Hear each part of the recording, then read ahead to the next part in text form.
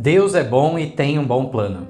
Olá, caros amigos e amigas. Nessa oportunidade gostaria de propor essa reflexão, mas não é para ser uma reflexão superficial. Pelo contrário, o propósito é realmente analisar sobre o sofrimento, as aflições, as decepções que homens e mulheres nessa terra passam. Na realidade, quando analisamos o testemunho das Sagradas Escrituras, vemos exemplo de várias pessoas que questionaram a Deus do porquê estavam passando por certas situações em sua vida. O exemplo mais destacado, impactante sobre esse tema do sofrimento é justamente o do patriarca Jó. Mas a Escritura tem várias passagens, vários momentos de servos de Deus, homens e mulheres consagradas, que questionaram a Deus. Nós temos o caso até mesmo do próprio profeta Elias, homem impetuoso, homem muito corajoso e que, no entanto, diante de certas circunstâncias que a vida lhe trouxe, ele se abateu. Então temos nos Salmos, por exemplo, várias passagens de perguntas a Deus. É o caso, por exemplo, que está registrado no capítulo 13, os versos 1 a 6. Até quando te esquecerás de mim, Senhor? Para sempre? Até quando esconderás de mim o teu rosto? Até quando constarei com a minha alma, tendo tristeza no meu coração cada dia? Até quando se exaltará sobre mim o meu inimigo? Atende-me, ouve-me, ó Senhor meu Deus, ilumina os meus olhos para que eu não adormeça na morte, para que o meu inimigo não diga, prevaleci contra ele, e os meus adversários não se alegrem, vindo eu a vacilar. Mas eu confio na tua benignidade, na tua salvação se alegrará o meu coração. Cantarei ao Senhor, porquanto me tem feito muito bem. O salmista, ele não desconsidera as suas incertezas, questionamentos, dúvidas, e nem é rechaçado por Deus por conta delas. Mas, apesar de toda a circunstância, ele mantinha a sua confiança na bondade e na misericórdia de Deus. Esse é um ponto importante. Ele não tinha todas as respostas, não compreendia tudo, mas procurava ainda acreditar na providência divina. Esse será um ponto que vamos detalhar.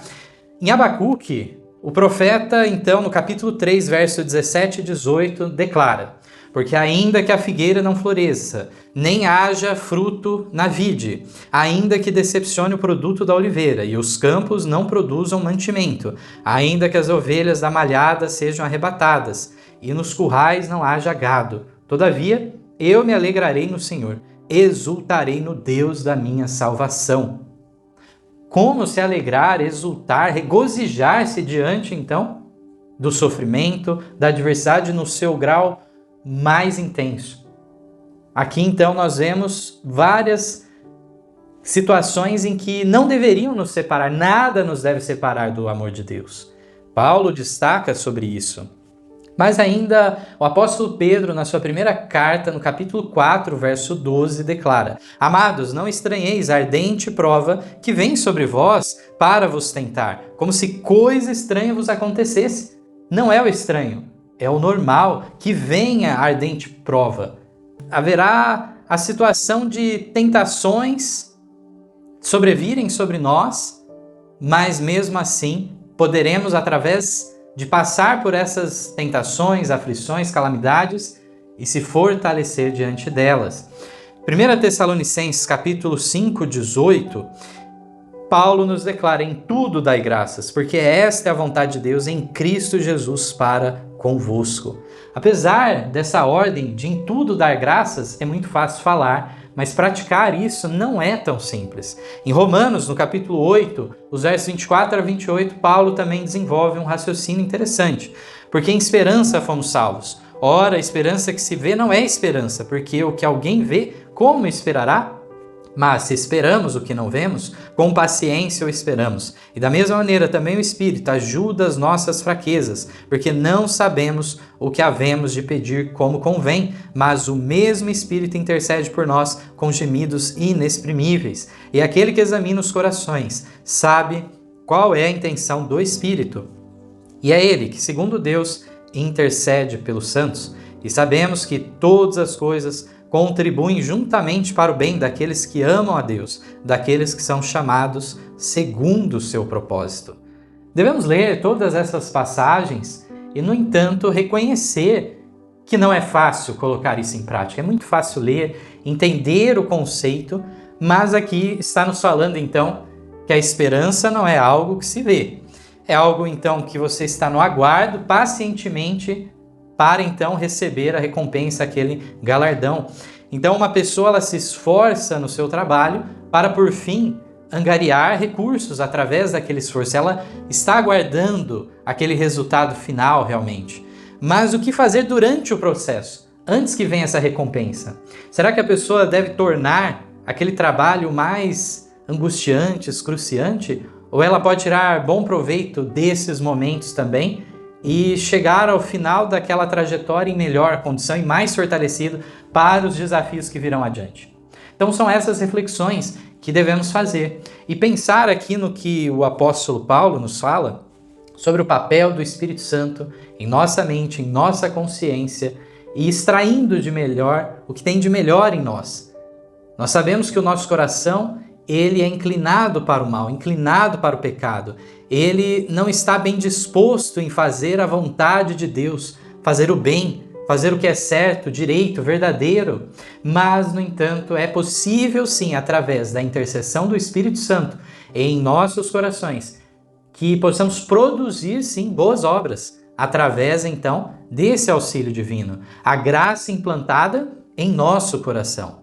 Notamos então que no verso final diz que todas as coisas contribuem juntamente para o bem daqueles que amam a Deus, daqueles que são chamados segundo o seu propósito. Uma ideia muito semelhante ao que lemos anteriormente. Em tudo, dai graças. Mas diante disso, é muito fácil nós animarmos uma pessoa de maneira superficial, falando tais palavras, tais textos, e acharmos que cumprimos o nosso objetivo.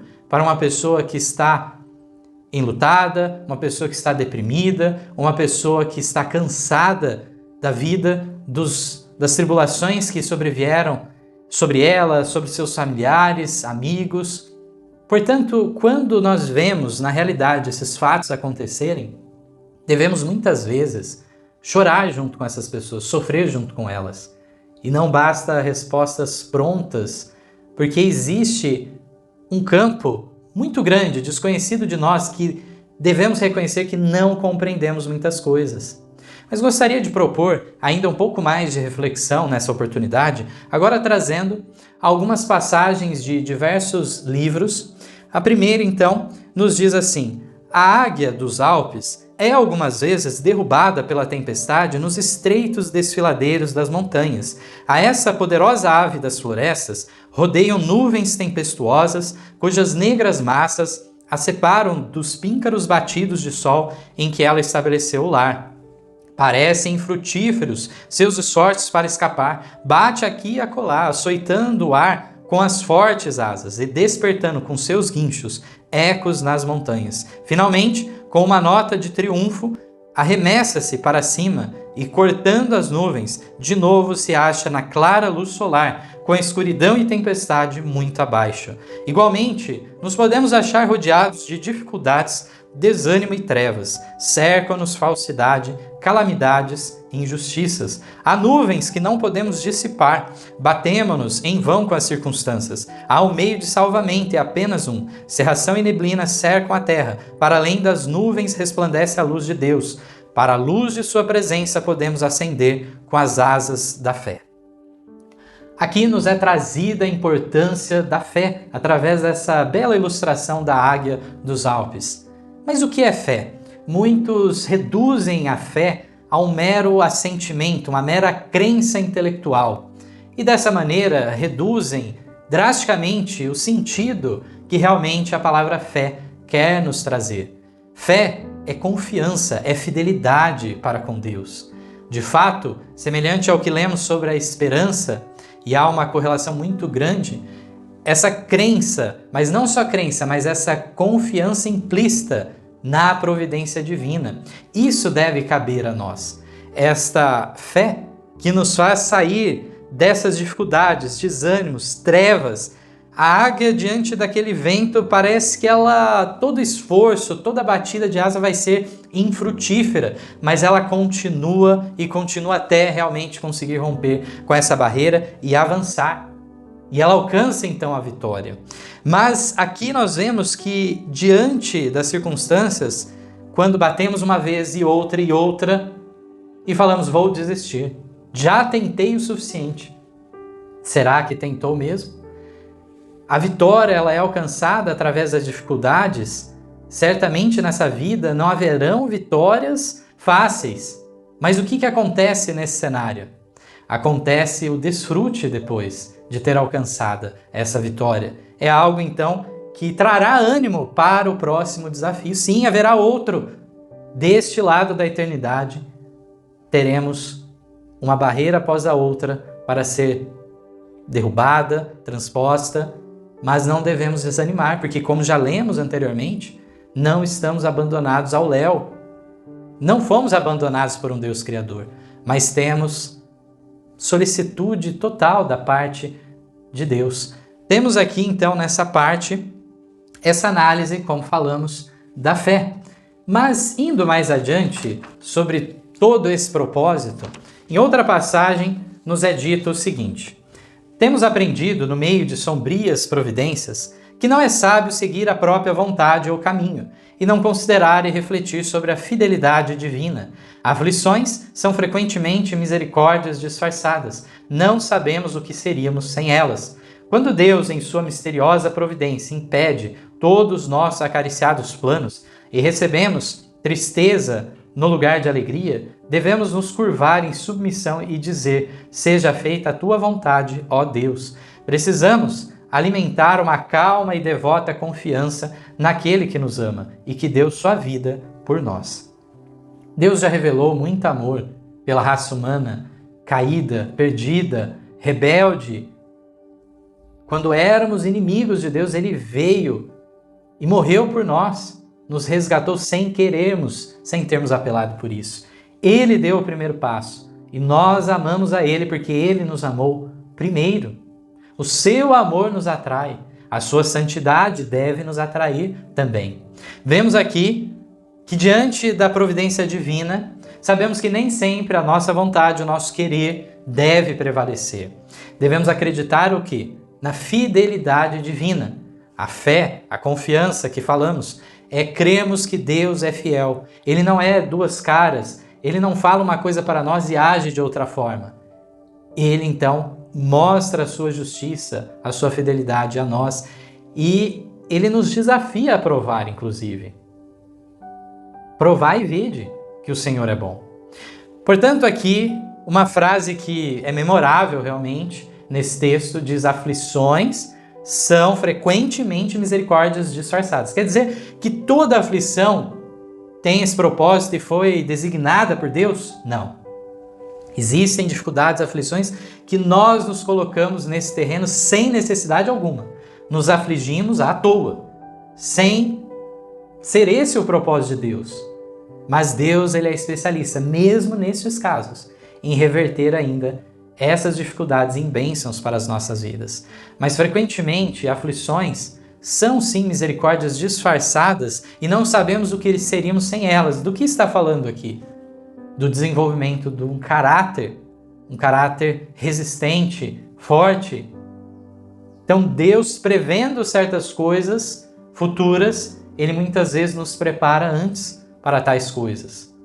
Mas se nós falhamos numa prova que é enviada, certamente será mais amarga a próxima. Se mesmo assim não aprendermos com essa, outro gole amargo teremos que sofrer, e assim sucessivamente. Mas possamos aprender diante dessa misteriosa providência o propósito de Deus para a nossa vida. Deus tem um propósito para cada um de nós, tenhamos certeza disso. Ele faz um chamado a cada um de nós para desempenharmos um papel. Todos receberam um talento ao menos. Outra passagem nos diz: devemos prosseguir como se a cada oração que enviamos ao trono de Deus ouvíssemos a resposta daquele cujas promessas nunca falham.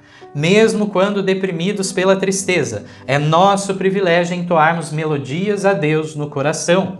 Quando assim fizermos, a cerração e as nuvens se dissiparão e passaremos da sombra e das trevas para a clara luz solar de sua presença.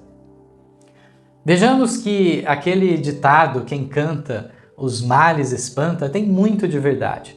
Diante das circunstâncias da vida que nos tornam tristes, deprimidos, podemos nos levantar diante daquela situação e louvar a Deus. Aqui vemos que devemos prosseguir nessa trajetória, nessa jornada, como se a cada oração que enviamos ao trono de Deus, ouvíssemos a resposta daquele cujas promessas nunca falham. Onde está a base da nossa certeza? Nas promessas que Ele nos deu. Portanto, podemos sim nos sentir deprimidos, tristes, é natural e deve ser passado esses momentos de maneira clara, mas não permanecer neles também. É importante sofrer, se entristecer, chorar no momento que deve isso acontecer. Mas nós temos um Deus no céu que nos fará sair desses sentimentos e que realmente teremos o privilégio de usar de toda a ferramenta, de todo auxílio diante de nós. Nós não vamos deixar de lado. Os louvores, os cânticos a Deus é um meio de suavizar essa trajetória aqui, nessa terra. A amizade é uma outra forma de sermos amparados e não devemos afugentar os nossos amigos de perto de nós nesses momentos. Os nossos irmãos de fé, devemos então ter apreço por eles e devemos entender que nós não somos os únicos na face da terra que estão sofrendo. Muitas vezes, quando pegamos nossos problemas, guardamos eles por um momento e vamos ao encontro do próximo para auxiliá-lo, para tirá-lo de uma dificuldade, somos fortalecidos. Em outra passagem, nos fala esperar em Deus, nele confiar e descansar em suas promessas. Quer vos sintais contentes, quer não. Uma boa emoção não é prova de serdes filhos de Deus, nem os sentimentos inquietos, perturbados, desconcertantes são indício de que não o sois. Ide às Escrituras e pegai inteligentemente a Deus em sua palavra, cumpri as condições e crede que ele vos aceitará por filhos. Não sejais incrédulos, mas crentes. Não é uma questão de sentimento, mas de princípios que regem a nossa vida e que nos fazem ter essa confiança em Deus. Aqui nos fala então que uma boa emoção não pode nos levar ao engano de agora sentirmos que somos aprovados por Deus simplesmente pela boa emoção. Assim como os sentimentos inquietos, perturbados, desconcertantes, eles não são o quê? Indício de que somos desaprovados por Deus. O sentimento é algo realmente passageiro, fugaz e que não serve de base, mas devemos confiar, descansar naquele que concedeu para nós inumeráveis promessas. Nós podemos ir até a palavra de Deus e tomar para a nossa situação as promessas divinas. Em outra passagem, muitos dos que estão buscando santidade de coração e pureza de vida parecem perplexos e desanimados, estão constantemente olhando para si mesmos e lamentando sua falta de fé, e porque não têm fé, julgam que não podem buscar a bênção de Deus. Essas pessoas pensam que o sentimento seja fé, olham por cima da simplicidade da verdadeira fé e assim trazem grandes trevas sobre sua vida. Deveriam volver a mente de si mesmas para repousá-la na misericórdia e bondade de Deus e recordar suas promessas, e então simplesmente crer que Ele cumprirá a sua palavra. Não é em nossa fé que devemos confiar, porém nas promessas de Deus. Creio que esse texto ficou muito claro para nós entendermos que a base da nossa confiança não está na habilidade nossa de produzirmos uma fé vigorosa. A nossa fé, frequentemente, ela é afetada diante das circunstâncias, mas, ainda que um pouco de fé, ela pode ser o suficiente para irmos adiante. É bem verdade que aquele que se exercita em boas obras, ele fortalecerá a sua fé. Do contrário, ela minguará e pode até ser extinta realmente.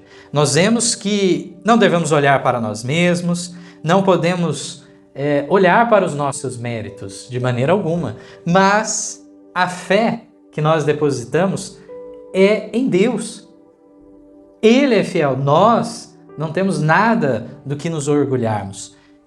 Deus é o autor e consumador da nossa fé. Do início ao fim, na trajetória para a salvação, encontramos então o auxílio divino.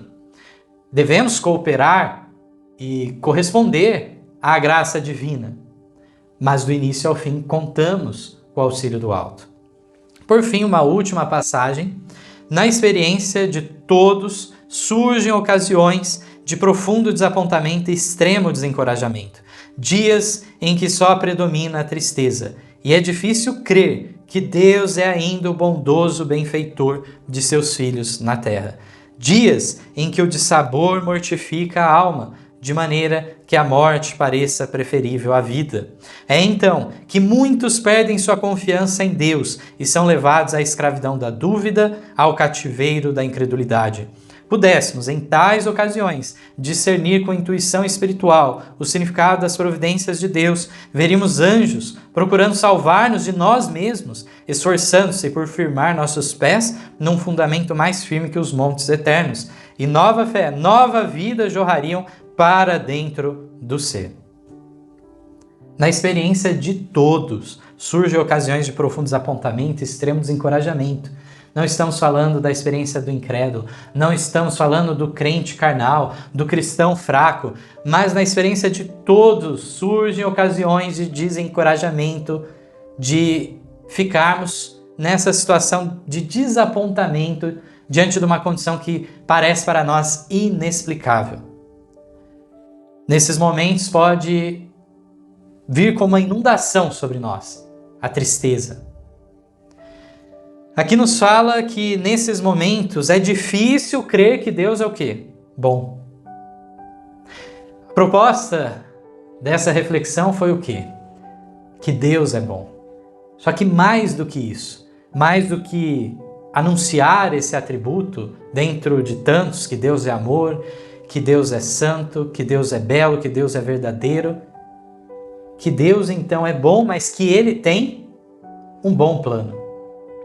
Ele desenvolveu um plano que chamamos do plano da redenção, um plano de resgate do ser humano que foi alienado do Criador, foi alienado do céu e agora ele buscou um outro caminho que se provou enganoso e terrível. Diante disso tudo, diante das provações, das aflições, é difícil crer muitas vezes que Deus ainda é esse bondoso benfeitor de seus filhos na terra. Somos considerados seus filhos. Mas muitas vezes vem a dúvida diante disso tudo. A dúvida, a incredulidade nos aprisiona. Mas aqui nos fala que se nós tivéssemos um pouco mais de intuição espiritual, se nós abríssemos os olhos espirituais, semelhante àquela experiência então que encontramos no Antigo Testamento, de que parecia um exército imenso de inimigos, mas o exército de anjos celestiais em proteção era uma soma muito superior. Portanto, aqui nos fala que veríamos anjos procurando salvar-nos de nós mesmos, esforçando-se por firmar nossos pés. Se nós parássemos para pensar, refletir um pouco mais sobre o papel, então, do ministério dos anjos. Eles são enviados em favor daqueles que querem alcançar a salvação. Deus tem recursos de grandiosidade tremenda, mas muitas vezes amesquinhamos nossos pensamentos apenas naquilo que estamos vendo, naquilo que estamos sentindo e não usamos de discernimento espiritual. Falta-nos o colírio, falta-nos a unção do Espírito Santo, mas Ele está diante de nós.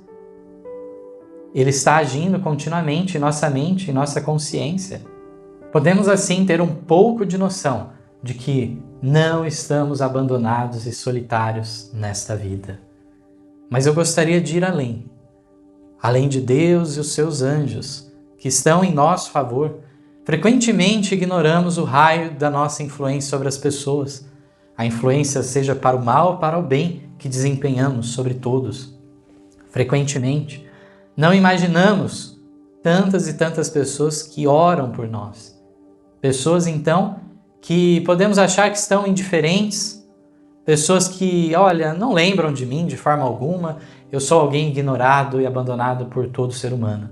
Ainda que isso fosse verdade, ainda haveria todo o céu em seu favor, mas a realidade é que, de fato, todas as pessoas que entramos em contato, deixamos a nossa marca, a nossa impressão sobre essas pessoas em maior ou menor grau. De alguma forma, afetamos a vida dessa pessoa, assim como as pessoas afetam a nossa vida igualmente. Possamos refletir diante disso tudo e pensar que Deus é bom e tem um bom plano.